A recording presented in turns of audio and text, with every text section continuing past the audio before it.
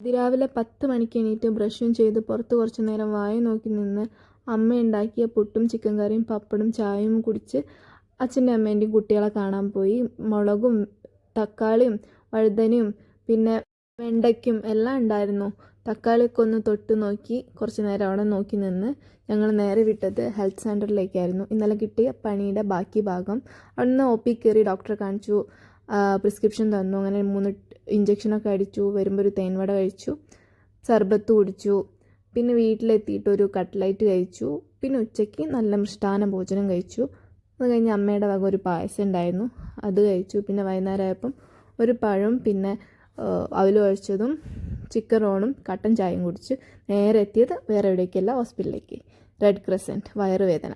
അങ്ങനെ അവിടുന്ന് മെഡിസിനും ഇഞ്ചക്ഷനൊക്കെ എടുത്ത് വീണ്ടും മെഡിസിനൊക്കെ തന്നിട്ടുണ്ടായിരുന്നു. കഴിഞ്ഞ് തട്ടുകടയിൽ കയറി അവിടുന്ന് ഫുഡ് പാർസൽ വാങ്ങി. എന്നിട്ട് വീട്ടിലെത്തി ഞാൻ മെഡിസിൻ കഴിച്ചു. ഞാനിവിടെ കഞ്ഞി കുടിക്കുമ്പോൾ എൻ്റെ ഹസ്ബൻഡും അമ്മയും കൂടി അവിടെ ഫുഡ് നന്നായിട്ട് അടിച്ചു മാറുകയാണ്. അത് കഴിഞ്ഞ് ഞാൻ എൻ്റെ അടുത്ത മെഡിസിൻ കഴിച്ച് കിടന്നു.